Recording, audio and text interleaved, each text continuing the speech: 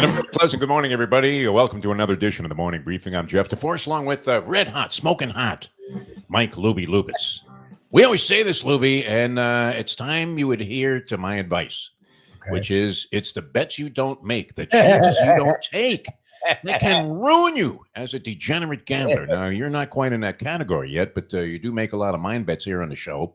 It's part of I consider it part of our job to try to dissect these games a little bit and help the public. We're just here to help the public figure out a way out of degenerate poverty. So you do what? You sweep the board over the NFL weekend, 4-0. You probably were among a very small percentage of handicappers, people that got involved in these games, people that wagered money on these games, people that were on FanDuel, DraftKings, MGM, any betting site. They were going live here in South Florida to the Hard Rock Hotel and sending in their money in various fashions. And you, 4-0, do you have a dime on any of these games? Not a penny. Not $1. And then I offer you a friendly wager last night. Ye of little faith, cast thy bread upon the water, and ye shall get back soggy bread. I give you a chance to go ahead, head to head, and I was going to give you the 4 points and maybe even a little taste on the money line. Your alma mater, the Florida State Seminoles, who were part of the fucking this year, and have every reason to go out there and prove to the world that I'm big, I'm strong. I forget about the fact that we got screwed by the College Football Playoff Committee. And they're going against my alma mater, the Syracuse Orange. And sure enough, what do? Syracuse undefeated at home, laying the 4 points. They get crushed like a grape. I mean, you talk about orange crush. That's what this was. 86-69, a cakewalk money line cashier.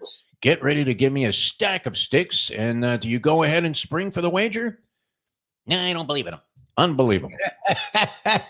You need to trust yourself, kid. I mean, isn't that the most important thing in any kind of gambling? I guess if you're a perennial loser, you probably should realize that you're going to continue that trend through the rest of your life. If there's anything that's true about trend handicapping, it's this. You're a loser. And if you're a loser, you're probably going to remain a loser. You may have one lucky year. You may have a lucky streak. But in general, you're just going to keep getting pummeled like the clubbing of seals. Boom, right over the head there. The PETA people are on hold, and they're saying, this is outrageous. It should not be allowed to go on. This beating that you're taking day after day, week after week, year after year. But in this case, you're on fire. And when you have those brief windows of opportunity, as they say this all the time about teams in all sports now, right? Well, it's a very brief window of opportunity. They're all in. You got to go all in, kid. You got to be Johnny Chan. You got to be sitting there at the table, chilly as you possibly can be in the World Series of Poker, shoveling all in with 2-6 offsuit and making that face that assures the other player that, you know what, I think he has it this time. So that went up in smoke. Other than that, yo, Adrian. It was both a good and a bad day for coaches and players named Adrian. First, you had Adrian Beltre. He gets into the Baseball Hall of Fame, one of 3 guys voted in. We saw a couple of patterns there. It seems like, and there's an odd differential in the way the juicers are perceived. Wasn't Beltre considered sort of a juicer? Wasn't Beltre had sort of the Piazza thing where he was rumored, but he never got popped? At least I thought he was. There are no photos of him arm in arm with Victor Conti or Dr. Galea. Whereas the others, I mean, A-Rod had his own clinic, for God's sake. Trunk full of drugs. I mean, it couldn't be more obvious except to Katie Couric and Peter Gammons, 2 reporters that disgraced themselves when they asked A-Rod in one-on-one interviews, Alex, have you ever done any illegal substances or performance-enhancing drugs? And A-Rod would look with that blank look on his face, laced with guilt. And he would say, no. And then they would just move on. Well, what about the family? No follow-up question, Katie. I mean, the Miss Tough reporter. That was one time that you really whiffed. And I love Peter Gammons. I thought he was great for the game of baseball, a real ambassador. But come on, Peter. You worked for the Boston Globe and any number of distinguished organizations, network television. And A-Rod looks at you and says, no. And you're thinking, well, who is this? Jose Jimenez? I mean, come on. This is Alex Rodriguez. He's puffed up like Arnold Schwarzenegger, for God's sake. And everybody knew that he was involved in his stuff. And you don't even come back with a follow-up question. Those guys, oddly, Lubie, dropped a little bit, slightly. They got about 35% of the votes from the people out there that were eligible to vote for the Hall of Fame. And somehow Gary Sheffield gets a free pass. What is it? He wasn't particularly friendly with the media, was he, Gary Sheffield? He had a good career, not an automatic Hall of Fame career. He definitely was one that flirted with the steroids, and he had a very onerous relationship with the media. So that's interesting that that's my problem with the whole steroid. We've talked about this over the years. Like, I used to be a staunch, I hated Barry Bonds, not because he was a jerk, but because it was clear he was on fucking steroids. Well, But partly because he was a jerk. I mean, he might have been the biggest of jerks, Barry Bonds. I wasn't a media member, so I that was neither here nor there to me, to be honest. It was that he clearly was on steroids. But then he put Pedro Gomez in his grave, an early grave. Poor schmuck had to. And he was a good guy. Everybody liked Pedro Gomez. He was a Miami guy too, from our hometown here. And he had to follow Barry Bonds around for years for ESPN. ESPN obviously wanted Pedro Gomez. Was he making too much money there or something? They were trying to drive him to quit. While they were giving plum assignments to Chris Fowler and Reese Davis and some of these other guys that rose from like the high school show they had. Here's poor Pedro Gomez, a legitimate reporter, solid guy. Started out as a newspaper guy at the Miami News and now defunct newspaper. How many times can we say that, huh?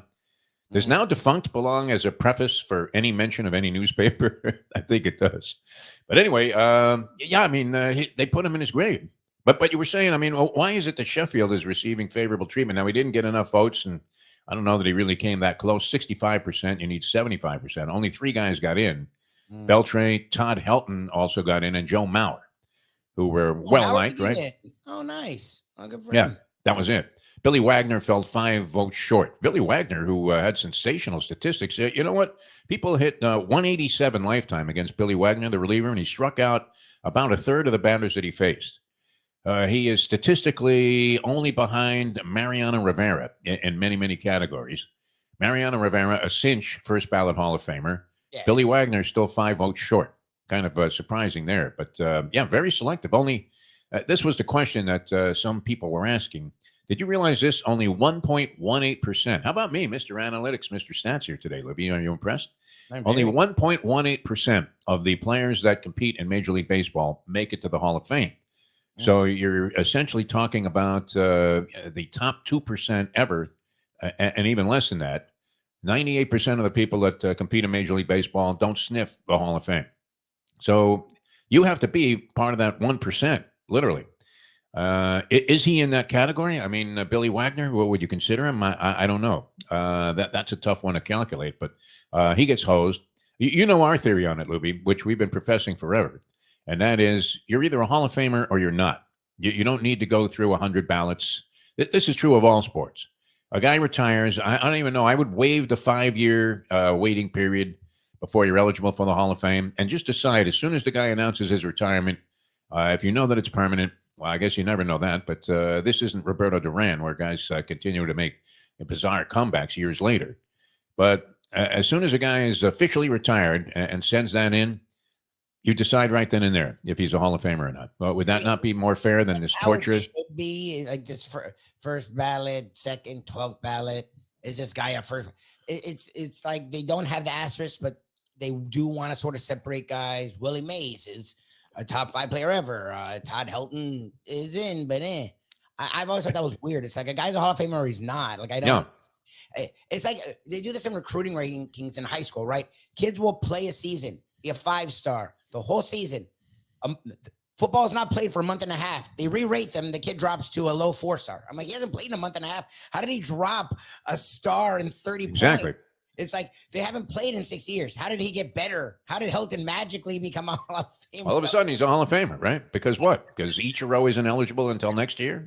Like, it's possible. I don't understand all of that. But, wow, that was unfortunate. Imagine the torture there. They tortured Jerry Kramer. We put him in his early grave, but he's still very much alive. In fact, he was on one of our shows not that long ago. Told a really, really funny story, Jerry Kramer. So if you're ever thinking about it, if you're in the media out there and you're watching this thing, don't hesitate to put Jerry Kramer in there as a guest. I know that a lot of people only know him for that one block in the Frozen Tundra game, 1967, Green Bay Packers, Dallas Cowboys, which, wow, what if they had the tush push back then? Nobody would know about Jerry Kramer. He'd be as anonymous as Fuzzy Thurston is at this point. Another great Green Bay Packer who's been overlooked by the media and Hall of Fame selectors. All right, so that happened. That was Adrian Beltre. That was the first thing. We touched on the FSU thing. Adrian Autry, the head coach of the Syracuse University Orange now, taken over for the longtime head coach there, Jimmy Boeheim, the whining wonder. Jimmy Boeheim. Come on, ref, give me a break. Boy, Jimmy had that sour face, didn't he? Didn't he look like he had just gargled with cod liver oil? That was when he won. I was going to say, he was always bitter, even in victory. Always bitter. Now he's a color commentator. It's amazing. Oh, That's really? another one of those stories where you're thinking, wait a minute, this guy hated the media his entire career. Mhm. He may as well have been standing right there next to Greg Popovich in that regard. Somehow you're thinking, oh, he would be wonderful as a color analyst. He'll really infuse a lot of visualization and color and perspective into the game, which I guess he's capable of. But he was a sour son of a bitch his entire career when it came to the media. All of a sudden, he wants to be a media member. Jimmy Boeheim. I saw him doing color analysis on a game. So Adrian Autry goes down. Adrian Beltre gets into the Hall of Fame. And then the weirdest story of all, in my opinion, that took place yesterday, Adrian Griffin. Yo, Adrian. Adrian Griffin fired by the Milwaukee Bucks. Does this make sense to you? I mean, was he banging some secretary in front of the owner right there in his office? I don't think so. There didn't seem to be any great controversy surrounding this dismissal. The Bucks kind of characterized it as, well, you know what? We weren't sure if this was a guy that could take us all the way to the championship. And Doc Rivers is? My God, that is one of the strangest moves I've seen. The guy's 30-13 through his first 43 games, basically winning 3/4 of the games that the Bucks have played. They seem to have found a little bit of a rhythm after trying to infuse Damian Lillard into the lineup to go along with Antetokounmpo. And of course, they gave up players that were significant, including Drew Holiday, who was a big catalyst for them, both offensively and defensively, the last couple of seasons. So you would have to think that in that transitional period of trying to mesh these guys into a better sort of symmetry, you might incur a couple of losses, which the Bucks did early in the season. But they seem to have everything straightened out right now. Can you explain it to me, Lubie? Do you have any thought about why they would part with Adrian Griffin at this point? I've read reports, so I have an idea. I mean, again, what do you think? I mean, what does it boil down to? And, So- and why would Doc Rivers, a guy in terms of making bonehead and bozoic decisions, including leaving players in games that were meaningless after the game was already won, Yep. only to see them get hurt and compromise any chance, especially with the 76ers. I mean, he got a couple of guys knocked out of the lineup by keeping them in the ballgame with like 12 seconds to go, up 15 points. I mean, how pathetic is that? Yep. You could get some kid out of high school to coach the team, and he would have realized, hey, you know what? I probably should pull Embiid. This game is on ice, my friend, on ice, like a cocktail that you'd be using to celebrate after the game. And instead, he's got his star players out there, a couple of which got injured over the course of his many years as a postseason failure. Mm-hmm. And this is the guy you want to bring back into coaching? Nobody wanted him before the season. Doc Rivers.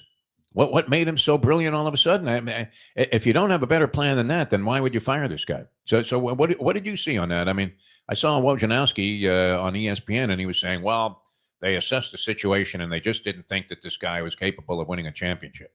No, so why would you make the move there to Doc Rivers when all these other guys, they had a chance to hire Nick Nurse, a proven championship coach.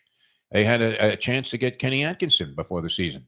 Guy that did such a wonderful job turning around the Brooklyn Nets, and surprisingly got canned. He's been an assistant with the Golden State Warriors. So why wouldn't you look to him before the year started? But 30-13 and you get canned. That's pretty weird. The Doc Rivers thing, I don't understand. But the supposedly the word is Giannis was getting frustrated. And we know how that goes, especially in the sport of basketball, when superstar is frustrated. And Damian Lillard wasn't saying so, and he was being a good team guy, but he was he was having issues with the offense. He was not feeling comfortable in the offense, and he was trying to be patient, and he wasn't bitching, but I guess he was talking to people about it, and you could see it that he was struggling with the offense, and that combination will lead a guy getting fired middle of the season, even though he has a top 5 record in the NBA. Look, they've been perfect. They've had their issues, but the fact that they've had their issues and they're still 30-13 leads you to believe the second half they would put it all together. Of all people, Doc Rivers, look, he won a title early as a coach, right? Well, he sucked with the Magic, but then he won with the Celtics. But as we've learned later on, he actually underwhelmed with, like, they had a great roster and won one title. So he actually should have done more. He's had a lot of really good teams. And unlike our guy Spoelstra, who makes great out of he's taken really good, and instead of making them great, made them So, like, He's a very likable guy, a very personable guy. Seems to be a very sincere guy. I don't get the move. But I mean, we've seen him bomb in the playoffs where you could point a finger directly. I mean, sometimes people blame the coach. Obviously, they blame the quarterback. People are all over Josh Allen for this loss to the Kansas City Chiefs. Did Josh Allen really lose that game? No, I think he was the major reason why the Bills were in that game. If he, had missed the field goal, I guess you could have put it on Josh Allen. But those guys are always going to catch the majority of the adulation, deserved or not, and certainly the majority of the blame when things go wrong. But in this case with Doc Rivers, there are a couple of incidents over the last few seasons with the 76ers that you could clearly just point a finger right at Doc Rivers and say, hey, Doc, what's up? You fucking blew it. You blew it, kid. Yes, Like Angelo Dundee to Sugar Ray Leonard. You're blowing it, kid. You're blowing it. And that was really the case. I can't imagine that he was in hot demand to be anything but a commentator. So maybe Jeff Van Gundy gets his job back as a commentator on ESPN basketball. But anyway, weird move and a lot of the stuff involving guys named Adrian yesterday. One other thing, if I told you this, Lubie, that I had a 177 hitter for you who struck out 142 times last year and did not play every game of the season, was a butcher in the field, did hit 21 home runs and knocked in 40. Would you say, I want that guy and I'm willing to pay him $5 million a year? No. Who does Joey Gallo have pictures of, my friend? I don't know. I mean, this guy has been a bust in the last several stops that he's had. And to pay a guy 177 hitter, I know Kyle Schwarber, hits like $189, but he also hits 50 home runs and he walks a ton. So it might balance out the fact that he doesn't make much contact unless he's hitting the ball out of the park. He actually has been valuable as a leadoff hitter, Schwarber, with the Philadelphia Phillies. But Gallo has been an absolute disaster. Gets $5 million, Joey Gallo, to sign with a new club before the, during this offseason, signed yesterday. Unbelievable.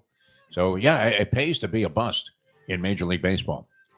That's outrageous, isn't it? Think about that. When the Mick got $100,000, everybody was, appalled. What? You're going to pay this guy $100,000? I'm talking about Mickey Mantle, my friend. And this guy gets $5 million. I mean, where has this all gone for hitting $177 and striking out almost every other time that he grabs a bat? That's, as they say, that's all we have time for. Been a lot of fun being with you here on today's edition of the Morning Briefing. Always a pleasure. We appreciate all the people tuning in on nofilter.net and also Caffeine TV. Mr. Red Hot himself. It's the bets you don't make, Lubie. Are you going to continue to hold back? Because you know what's going to happen after possibility of winning your last 5 wagers.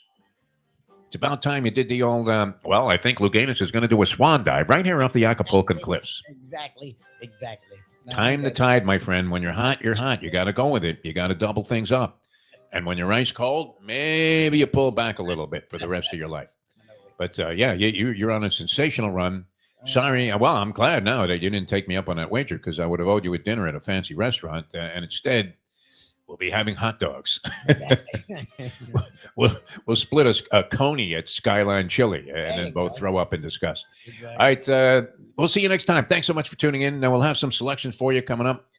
The Red Hot Mike Lubie Lubitz. I'm Mr. 500, so you can probably throw mine right out the window. But we'll analyze the AFC and the NFC games the next couple of days as we get towards the conference championship games and decide who is going to the Super Bowl in Las Vegas. See you next time. For Mike Lubie Lubitz, I'm Jeff DeForest. See you next time on the next edition of the Morning Briefing.